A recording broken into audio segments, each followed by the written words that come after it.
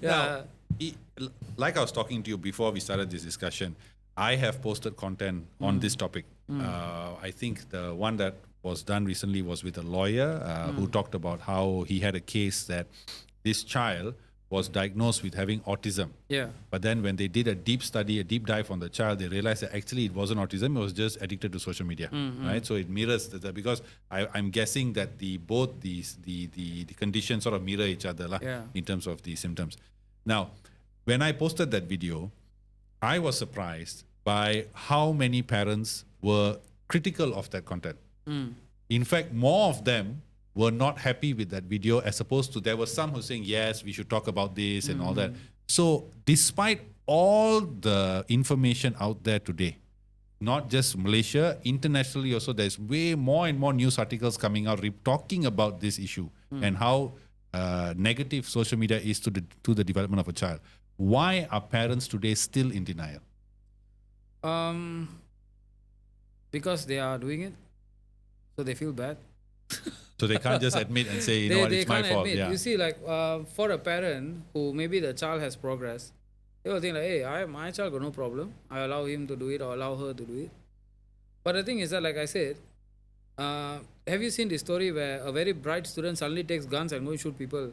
And it's all because, we have seen this happening before. A very bright student, good student, suddenly because of a game maybe takes guns, and we have heard of the shootings that happened. Nobody knew that guy was just a gamer. How did he have so much of rage suddenly?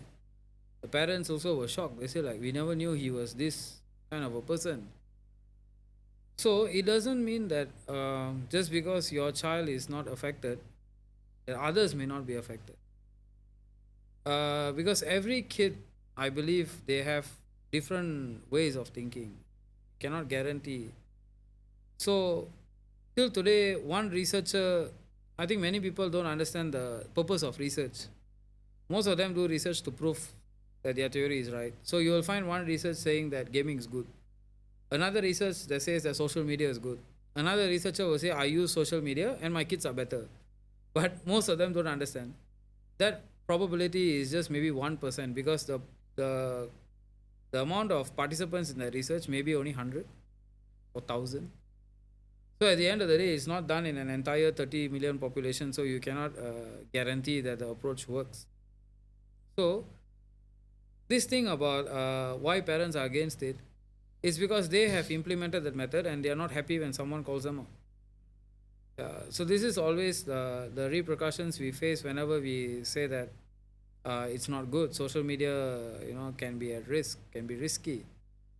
So at the end of the day, eventually they don't see how it affects other people, because for a parent who monitors, maybe it's okay because they see what their child is doing. So the child maybe never show the darker side of them. But when you have one that the parents are actually quite busy and they work day and night and then they come back, they are so tired and they don't have time, that child may be exposed to a more vulnerable situation.